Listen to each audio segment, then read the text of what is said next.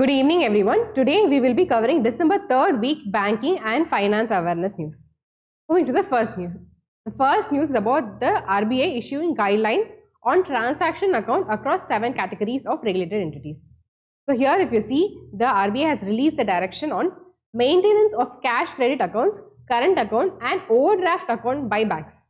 So this regulation or this direction is applicable to these regulated entities, that is commercial banks, small finance bank, payment bank, local area bank, RRB, that is regional rural banks and cooperative banks. To all these banks, this direction is applicable. Now, if you see, this direction is effective from 1st April 2026. First one is relaxed rules for CC facilities. What is CC? CC is nothing but cash credit.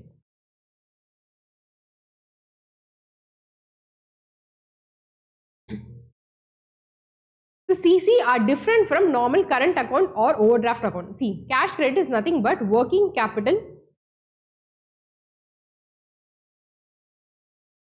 loan facility.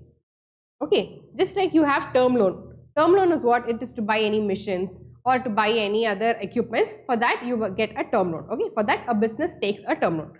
Working capital loan is given depending upon the current assets that the company holds.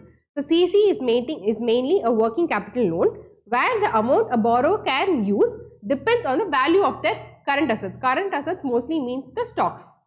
Okay, the amount of stocks that they have. Okay, depending upon that, a working capital loan will be approved for that company.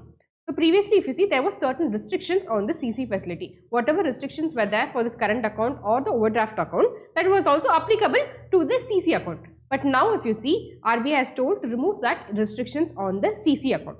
The banks are free to provide cash credit facilities based on the customer's actual business requirement without the earlier restrictions that apply to the current or overdraft account. So they have told that the current overdraft account is totally different from the cash credit account.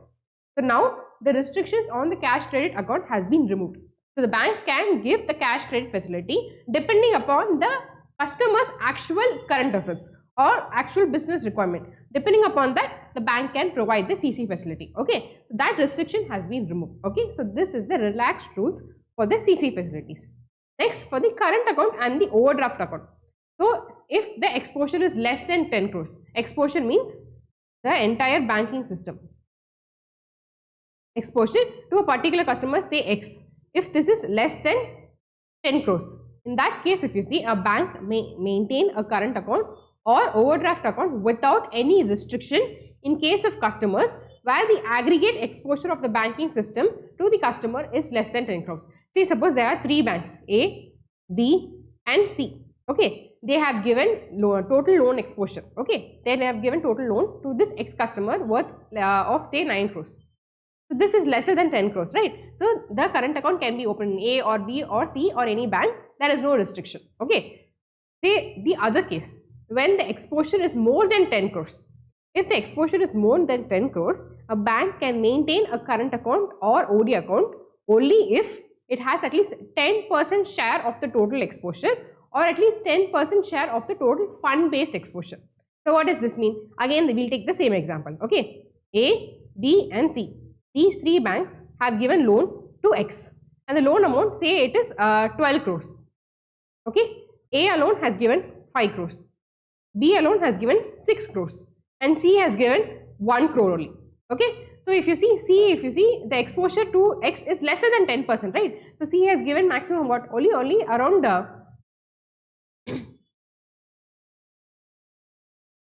some 9% or 9.5% only. It has the exposure. A and B only have more than 10% exposure.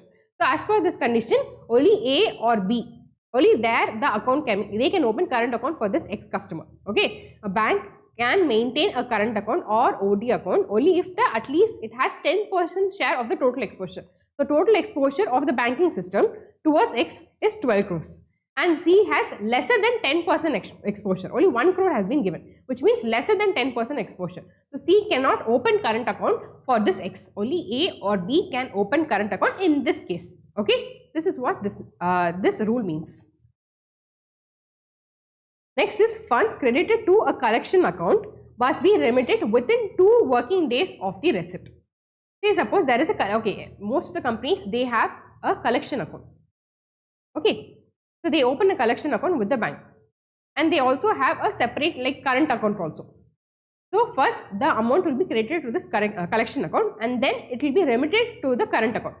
So the RBI has told that the remittance window period, okay, the time period that the banks can take from transferring the amount from the collection account to the current account, if you see, it can only be maximum of 2 working days. Suppose the amount has reached on 10th, okay, then by 12th the amount should be transferred to the current account. The collection account, if you see, only 2 days the amount can remain in the collection account. Within 2 days, the amount has to be transferred to the designated transaction account, that can be either current account or OD account or CC account, any account, but only maximum 2 working days the amount should be there in the collection account, not more than that. That is what is called the remittance window. If you see, the companies and various entities, they have asked for an increase in the remittance window. They wanted to increase in the remittance window, that is increase the number of days the money is transferred between the collection account and current account, but RBI has told no, it remains the same. The remittance window is only 2 working days. Within 2 working days, the money should be transferred from the collection account to the current account. Okay.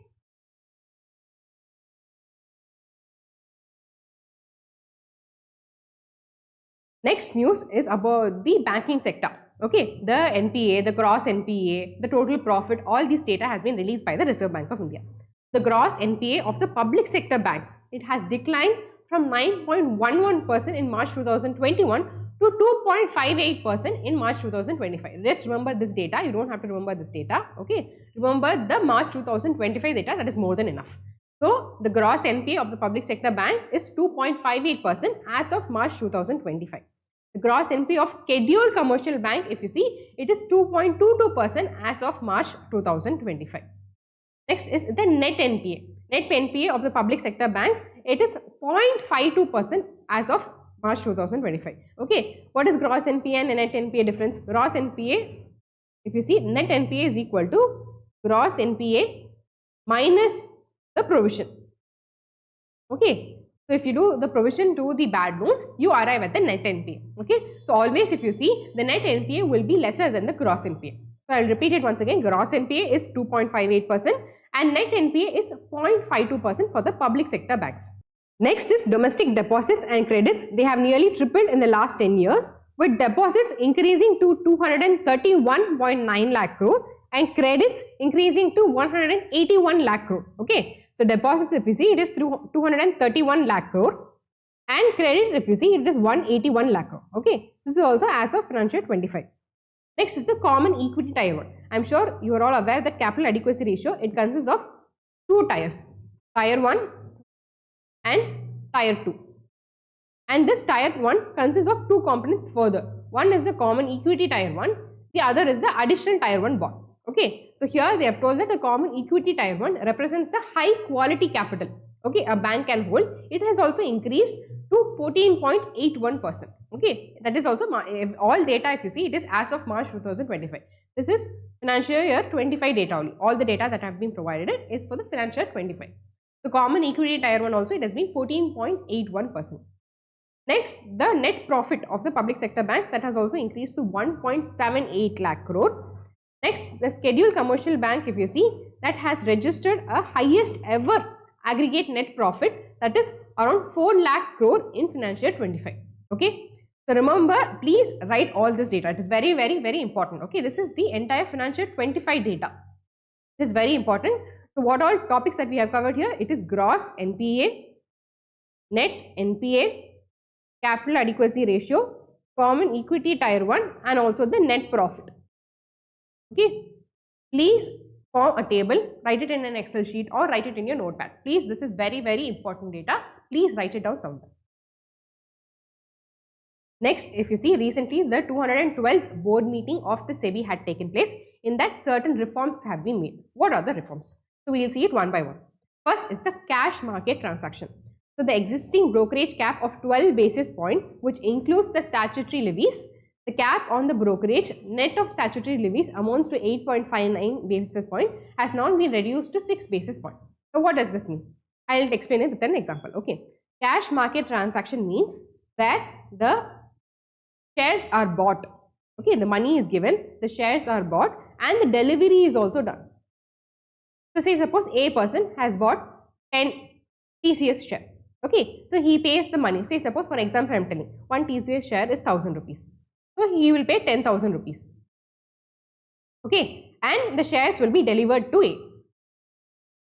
Okay, the shares will be delivered to A. So A will be the ownership, or A will have the ownership of 10 shares of TCS.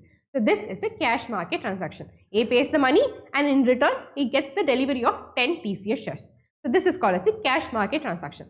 So every transaction will have certain brokerage. Okay. So when you execute a transaction, either buy or sell of a share, there will be a brokerage involved. Apart from that, there will also be a statutory levies that will be involved. What is this statutory levies? This is nothing but the security transaction tax. Okay, for every transaction there will be a STT. This will go to the government. Also SEBI fees, also stamp duty. Okay, this will also be there. This brokerage, if you see, this will go to the stockbroker. Like the Zerodha, Upstocks. There only you initiate the transaction, right? So that stock broker fees will go to the stockbroker, and the statutory levies will go to the government and also to the SEBI. Okay. So here if you see, the currently brokerage cap is 12 basis point, which includes the brokerage and statutory levies together. If you see, it is 12 basis point. 12 basis point. 12 basis point means 0.12%. Okay. So among that 0.12%, if you see, the brokerage alone, this brokerage alone, if you see, it is 8.59 basis point. Okay, brokerage plus statutory levies is 12 basis point. Brokerage alone is 8.59 basis point. Now they have told that this 8.59 basis point should be reduced to 6 basis point. So now if you see, the brokerage fees will be lesser. The statutory levies are the same. There is no change in that. Only this brokerage fees that goes to the stockbroker like the Zerodha or Upstocks, that has been reduced from 8.59 basis point to 6 basis point. So now if you see, since the brokerage fees will be lesser, okay, now if you see, lesser amount will be charged on the customer also. So this helps a little relief on the customers. This is for the cash market transaction. Next to the derivative transaction like the options, futures, okay, where the shares are not delivered. Here in the cash market, the shares are delivered to the person. In derivative, if you see, nothing is delivered, only the price movement. The person takes advantage or earns profit with the help of the price movement. If the prices goes up, he earns a profit. If it goes down, he earns a loss. Okay, so the price movement takes place and depending upon that, he earns the money. No shares are delivered in the derivative transaction. So here if you see, the existing brokerage cap is 5 basis point including the statutory levies. That is, the brokerage plus the statutory levies is 5 basis point. Okay, and the brokerage alone is 3.89 basis point. And this, it has reduced to 2 basis point. Okay, in the previous case we saw it was 6 basis point for the cash market transaction, and for derivative it is 2 basis point. This is the new reform. Next, if you see, the additional 5 basis point currently permitted to be charged to schemes with exit load as a transitory measure has now been removed.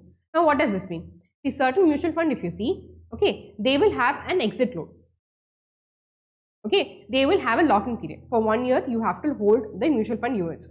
If you exit before the 1 year, you have to pay an exit fees also, and also an extra 5 basis point they can charge. Okay, this is also applicable for the mutual funds that have an exit load.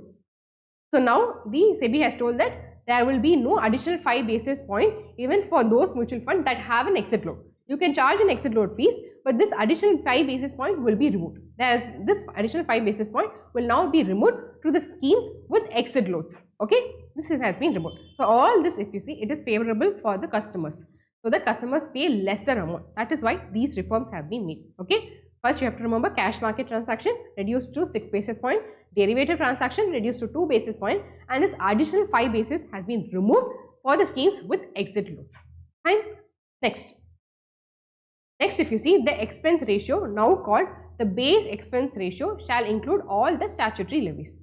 So now if you see, the expense ratio, it has now been renamed as base expense ratio. Base expense ratio is nothing but the operating expenses that are borne by the mutual fund. Okay, operating expense, if you see, the management expenses, the fund management expenses, the administrative expenses, all this comes under this base expense ratio. and this brokerage. Okay, the mutual fund, they buy the shares from the stock, right? From the stock market, right? That brokerage is included here. And the statutory and regulatory levies, just like the STT transaction, the SEBI fees, all this. So all this together will now form this total expense ratio. So new total expense ratio term has been introduced, and that has three components. First is the base expense ratio, that is nothing but the operating expenses of the mutual fund. Next is the brokerage. The last one is the statutory and the regulatory levies. Okay. Next, if you see first line regulators, the stock exchanges will now be the first line regulators for the stock brokers. So initially, if you see, it was the SEBI that was the first line regulator. But now, if you see, stock exchanges will be the first line regulator for the stock brokers. Okay, stock brokers, again, who are these stock brokers? Nothing but the Zerodha and the Upstocks. So stock exchanges, if you see, first line regulators means that they will do the day-to-day supervision. They will do the compliance, and also the initial enforcement action. All this will be taken care by the stock exchanges. SEBI will only do the overall regulatory oversight. Okay, now the SEBI will do the oversight. So SEBI will be the second line regulator. Okay, initially SEBI was the first line regulator for stockbrokers. Now that duty has been handed over to the stock exchanges. Stock exchanges will be the first line regulator, and SEBI will only do the overall regulatory work. Okay, next is the pledge share lock-in. The SEBI board also approved a proposal to allow pledged shares to be treated as locked in for the prescribed period, even if depositories are unable to technically impose a lock-in due to pledge. In the event of invocation of a pledge, the shares transferred to the pledgee shall remain locked in for the remaining lock-in period. Upon release, they shall continue to remain locked in with the pledger. So what does this mean? I'll give an example. Okay. Say suppose there is a promoter A. Okay. He has gone for an IPO. His company has gone for an IPO, and the IPO, the shares are all being issued to the public. Okay. So say suppose the promoter A, in an IPO, it has a lock-in period for 3 years.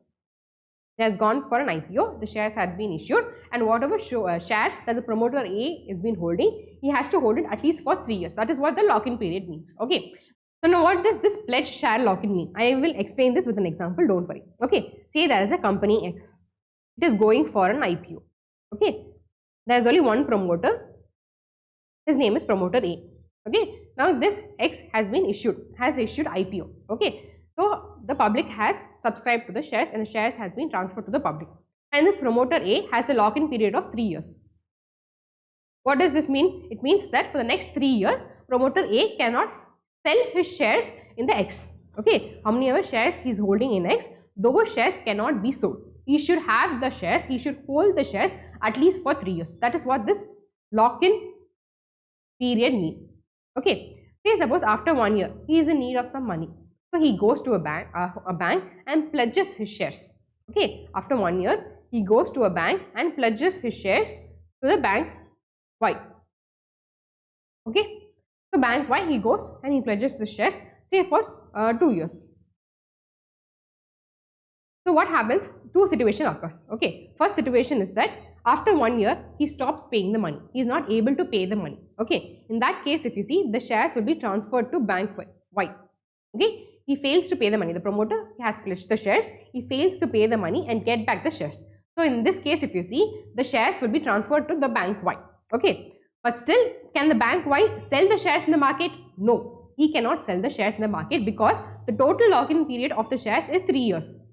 Okay, only two years have been completed. Only 2 years of lock-in has been completed. The bank Y has to wait for 1 more year and then only sell the shares in the market.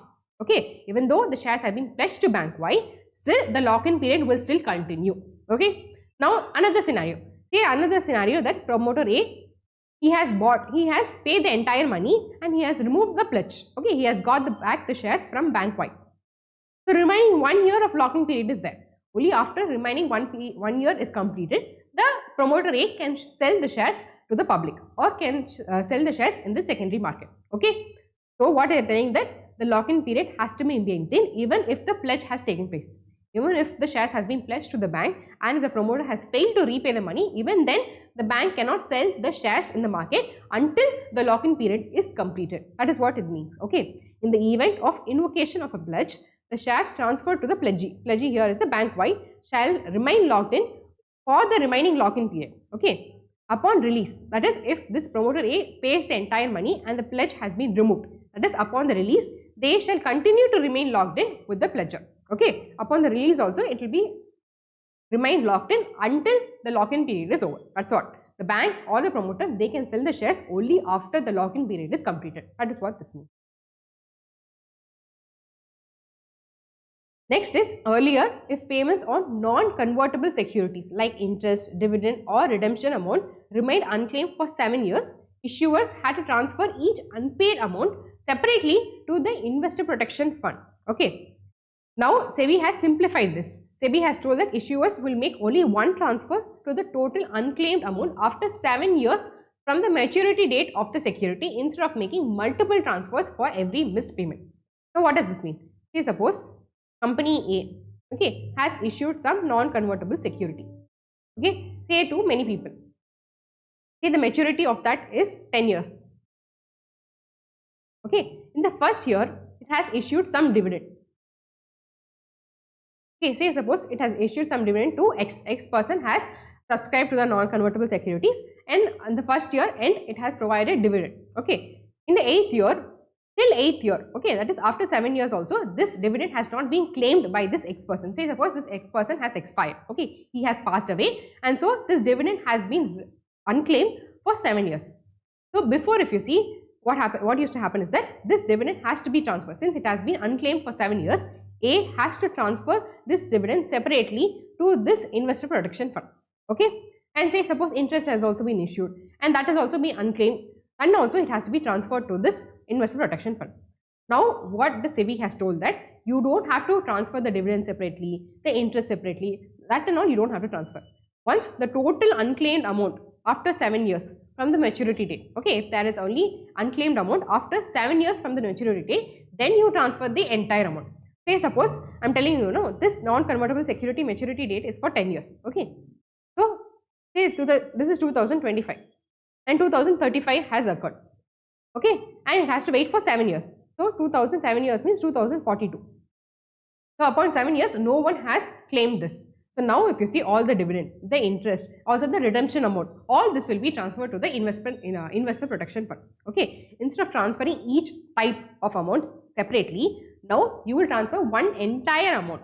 So, this will be easier for the issuer, right? That is why, to simplify the process, SEBI has introduced this. Instead of transferring each type of amount separately, entire amount will be transferred after the maturity date, that is after the 7 years from the maturity date. Okay. Next is high value debt listed entities. The threshold for high value debt listed entities, it has raised from 1000 crores to 5000 crores. Now, what is this high value debt listed entities? See, these are nothing but companies or entities that issue debt. Okay.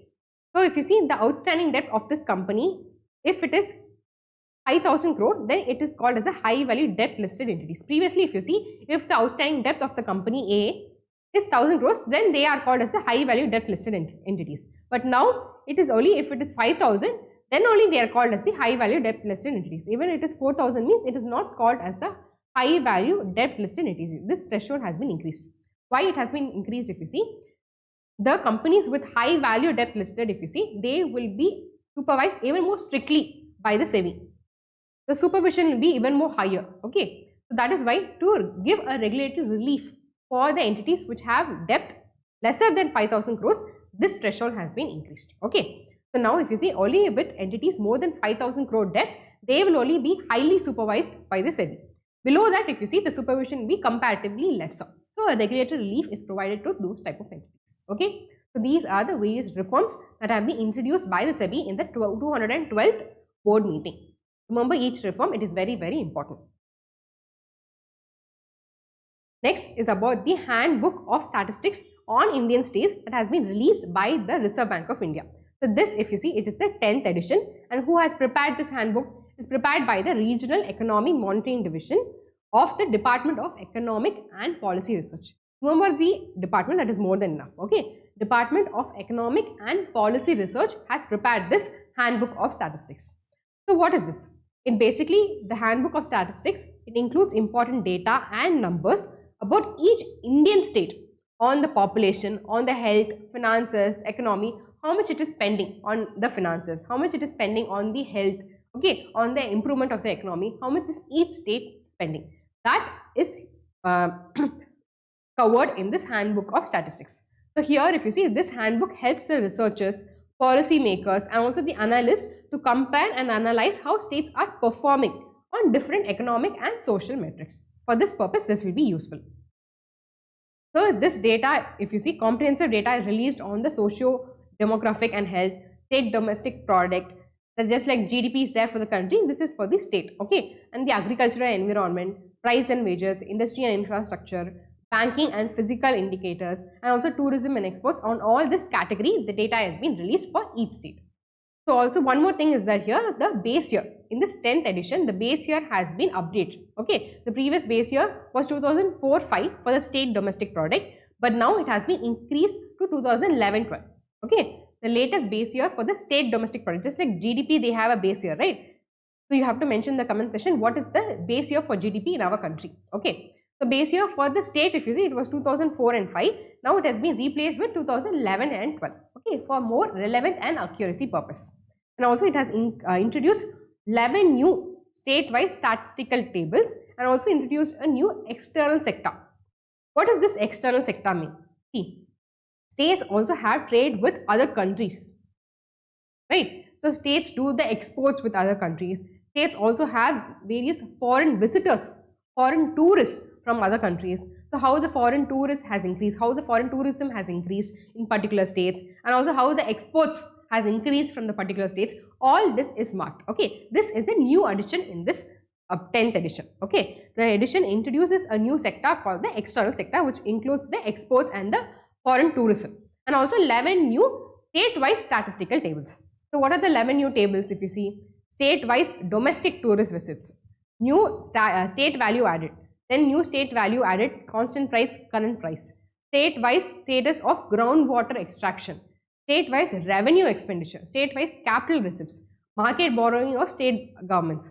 Next, state-wise the NPS subscribers, state-wise enrollments under Atal Pension Yojana, state-wise export, state-wise foreign tourist visits. This is what is called the external sector.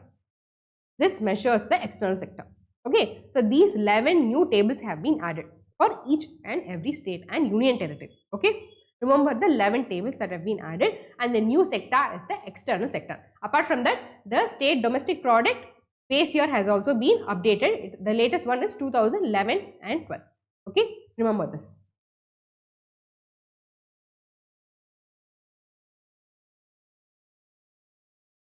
Next is World Bank has approved 600 million loan for the clean air programs in Uttar Pradesh and Haryana.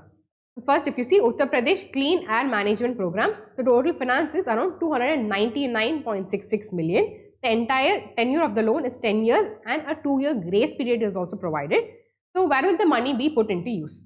So the money will be put into use to introduce 15,000 electric 3-wheelers and 500 electric buses. And also incentive will be provided to replace 13,500 high emission heavy duty vehicles. Okay. So here what you have to remember is the amount 299.66 million and the tenure 10 years 2-year grace period, and also for what purpose? Mainly to provide new electric vehicles, replace the existing heavy polluting vehicles, and also to support 3.9 million households in gaining access to clean cooking solution. Okay, here you don't have to remember the numbers, but you have to remember the purpose, that is EV vehicles, replacing the existing old vehicles, and also the clean cooking. These 3 names you have to remember, and this amount you have to remember. Next is Haryana Clean Air Project for Sustainable Development. So total project cost is 3,646 crore. Okay, 300 million from the World Bank, and Haryana's contribution is also there, that is around 1,065 crores. Total maturity, if you see, it is 23.5 years with a grace period of 6 years. So here it will be coordinated, that is the implementing agency will be Arjun. Arjun full form is Artificial Intelligence for Resilient Jobs, Urban Air Quality and Next Gen Skills Council. Okay, this will be the implementing agency.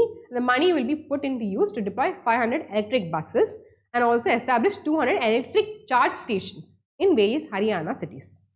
And also incentives will be provided to replace the existing old 3-wheelers and high polluting vehicles. almost the same purpose as the previous one. But here if you see, the EV charge stations will also be established. Okay, here also you have to remember the state, the total project cost, and also how much from the World Bank and how much from the Haryana state government. Okay.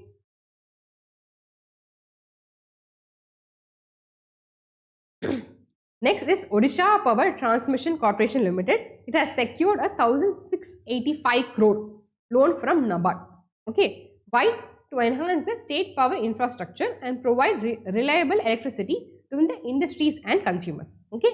So here you have to remember what this Odisha Power Transmission Corporation Limited, OPTCL. Okay. It has secured what amount? 1,685 crores. From whom? From NABARD. Purpose is to improve the power infrastructure in Odisha. Just 4 things. The 2 entities name, the amount and the purpose. That's it. So here the loan term, if you see, it is for 15 years, including 3 years moratorium. The rate of interest is 7.75%. Next is Asian Development Bank has given loan to Chennai, Mizoram, and also for the women borrowers also. Okay. So let us see it one by one. First, the Chennai metro expansion. So here the loan is being provided for construction of the Chennai metro lines. Okay. The loan amount involved is 240 million. So around a span of 118.9 kilometer will be constructed. So this will be completed by mid-2028. This metro line construction will be completed by mid-2028. Moving to Mizoram. Mizoram here, if you see, the purpose here to support the public healthcare system. And what is the loan amount? It is 108 million. Here 240 million for Chennai metro line construction, and for Mizoram public healthcare improvement, if you see, 108 million has been provided. Okay. Next is the MSME finance for the women borrowers. So here if you see, it has approved 100 million USD to the Business Finance Limited in Chennai, to the 5-star Business Finance Limited in Chennai. So this in turn will provide loans for the women borrowers. So remember each amount and the purpose of the amount. First is the Chennai metro line, 240 million. Next is the 108 million given to Mizoram for the entire healthcare facilities, and this 100 million, if you see, for the Business Finance Limited in Chennai. Why? To provide MSME finance to the women borrowers. Okay. The program expands MSME loan access for the women entrepreneurs from the lower income groups.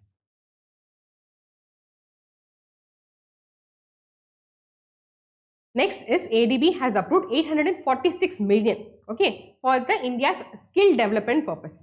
So here if you see, what it will do, the program will aim to modernize 650 industrial training institutes across 12 states, and also to upgrade 5 national skill training institutes. Okay, 5 national skill training institutes into center of excellence for the trainer development, and also this is expected to benefit around 1.3 million youth. Okay, with a strong focus on women and disadvantaged groups. So 650 industrial training institutes will be modernized, 5 national skill training institutes will be upgraded to center of excellence, and this will benefit around 1.3 million youth. So the program adopts a results based lending. So here the funds disbursement will be linked to the measurable outcomes. See, once the outcome has been achieved, only then the fund will be disbursed. Say suppose the bank has told that you have to give loan at least to 10,000 women borrowers. Only then the next set of funds will be disbursed. That is what this means. Okay, linking fund disbursement to measurable outcomes. And the initiative will be co-financed with the World Bank. So apart from ADB, the World Bank will also provide a financing option to this program. Next is RBI has approved HDFC Bank Group to acquire 9.5% stake in the IndusInd Bank. It is not just the HDFC Bank, it is the HDFC Bank Group that involves the securities HDFC, the insurance, HDFC Insurance, okay, the HDFC Bank. So all this group together, they can acquire a maximum of 9.5% in IndusInd Bank. So this approval is valid for 1 year, that is from 15 December 2025 to 14 December 2026. So within this period, the transaction has to be completed. That is, this 9.5% acquisition should be completed within this approval period. Okay. Next is National Commodity and Derivative Exchange Limited, NCDEX. It has got approval from the SEBI to launch a mutual fund platform. So in this mutual fund platform, if you see, investors can buy and sell their mutual fund units. Okay. Remember the entity name, National Commodity and Derivative Exchange Limited. It has got approval from the SEBI to launch a mutual fund platform. The next news is about an appointment. ACC, that is Appointment Committee of the Cabinet, which is headed by the Prime Minister, has appointed Ravi Ranjan as the new MD of State Bank of India. Okay, Ravi Ranjan will be the new MD of State Bank of India. The next is also about an appointment. So here if you see, it has approved the reappointment. Okay, it has approved the reappointment of Ashwini Kumar Tiwari. So he will be the MD of SBI. So this is a second year extension, that is from Jan 2026 to December 2027. There are totally 4 MDs. Okay, in State Bank of India, there are totally 4 MDs. First one, Ravi Ranjan, we just covered. Next, Ashwini Kumar Tiwari. Third is Rana Ashutosh Kumar Singh. And fourth is Rama Mohan Rao. Okay, so these are the 4 MDs of State Bank of India. Next is State Bank of India has signed an amount of 150 million euro. With whom? With KfW Development Bank. This is a German-based bank. Okay, KfW Development Bank is a German-based bank. So what is the purpose? To support financing for climate-friendly energy generation projects. Okay, so here if you see, the State Bank of India will get this loan amount 150 million euro from the KfW Bank.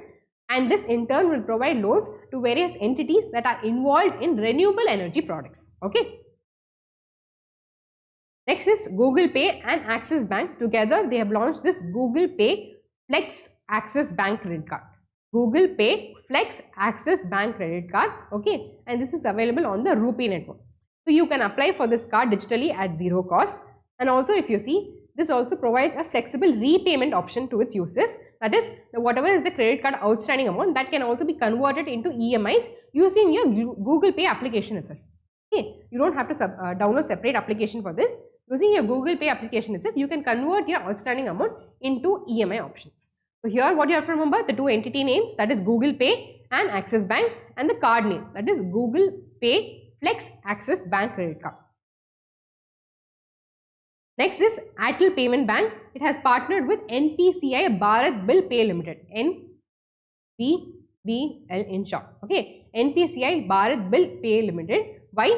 To enable users to recharge their EV wallets. Okay, so using your Airtel Payment Bank itself, you can recharge your EV wallets directly due to this interface, that is NBBL. Okay, to help. So mainly if you see, they have partnered together to help you recharge your EV wallets. That's it. So here you have to remember the 2 entities names, Airtel Payment Bank and NPCI Bharat Bill Pay Limited. These 2 entity names you have to remember. Why? To recharge your EV wallets easily.